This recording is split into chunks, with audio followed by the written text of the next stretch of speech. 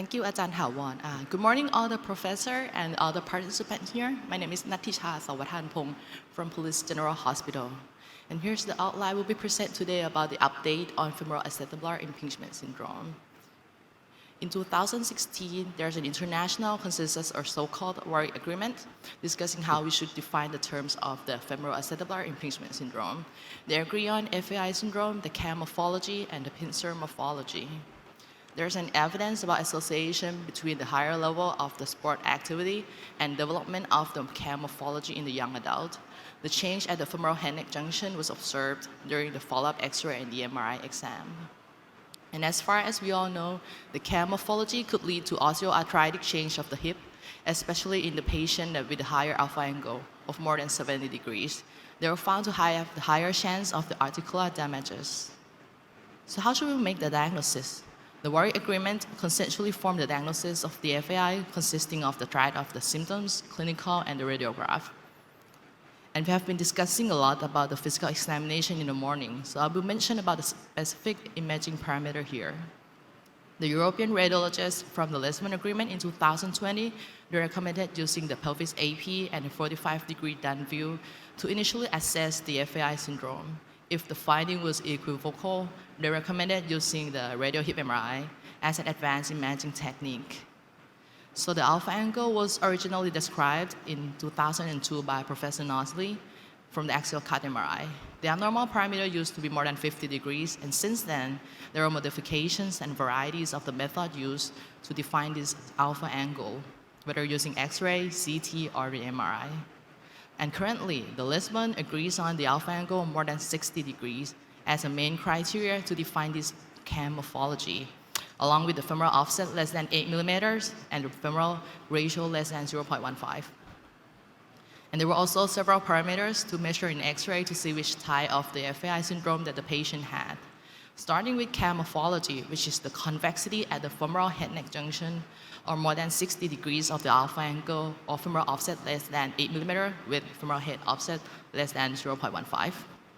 The pincer morphology were divided into global type and the focal type.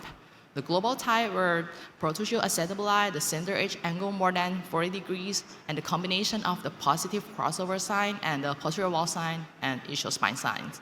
And the focal pincer type was found with positive crossover sign alone, or the acetabullar version less than 0 degrees. And if the diagnosis cannot be completed, there's a role of the intra-articular hip injection to confirm whether the source of the pain was really from the hip or not. There was a study in 2021 performing the hip injection in the patient that presented with atypical symptoms of the FAI syndrome. And they found that with all the patients that responded to the injection, almost 92% were really had these hip pathologies. And as for the treatment of the FAI syndrome, the options was usually started with non-op treatment, consisting of activity modification, the physical therapy to improve the hip muscle strengthening and the range of motion. So despite the diagnostic use of the hip that I mentioned earlier, it can still be used as the therapeutics proposed and the prognostic proposed in this non-op treatment. The systematic review in 2015 reported that hyaluronic acid injection could improve the pain and the hip score lasting at least 12 months. The steroid injection can also improve the pain too, but only in 15% of the patient, and the effect lasts only about 10 days. And the type of the steroid used did not cause any significant differences. And another systematic review found no evidence for the use of the PRP injection in this hip. And the HA injection and the cell-based therapy could improve the pain score, but the quality of the evidence is very limited. The other benefit of the hip injection is quite helpful to predict the outcome after the hip arthroscopy. The improvement of the symptoms after hip injection was significantly related with improvement of the outcome after the hip arthroscopy. And we all know that the non-op treatment is started first, but there's still no consensus regarding how long that we can call failing of the treatment. Some literature define as 3 to 6 months, and some define as quite short as 6 to 12 weeks. But if the non-op treatment was failed and the patient proceeding to operative treatment, the role of the hip arthroscopy is frequently performed, and whether the bone reshaping surgery, the labral, and the cartilage procedure. And let's talk about when we're dealing with the care morphology. How do we know if we remove the bone too much or too little? Because too much of the resection, you will get the chance of the fractures and instability, but not enough resection can result in the persisting of the symptoms and could require the revision surgery. So the resection technique was proposed by creating two tiers of the resection. The first one was to recreate the circular shape of the femoral head, and the second tier resection was performed after with the same depth sequentially.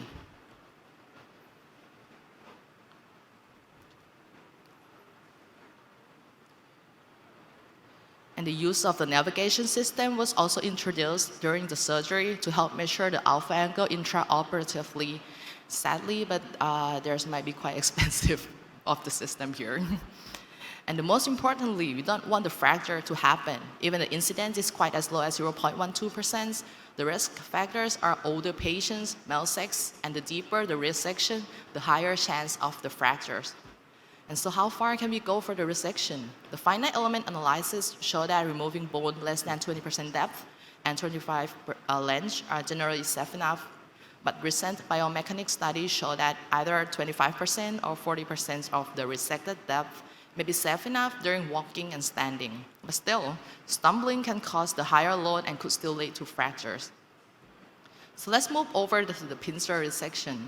Traditionally, before performing the resection, the labrum was usually detached and the chondrolabral junction was preserved and refixed later, but there are increasing trends of the chondrolabral junction preservation during the pincer resection, either using over-the-top technique or the in-round technique.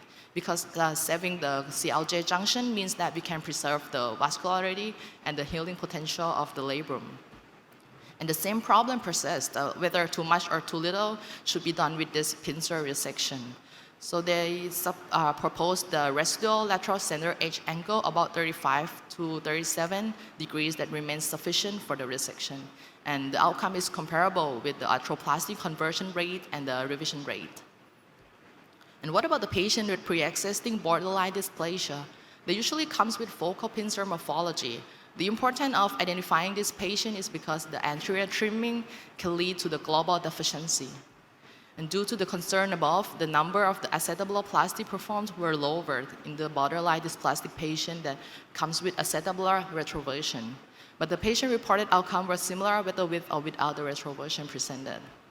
And during the arthroscopic surgery in FAI syndrome, the labral tear was frequently found as well.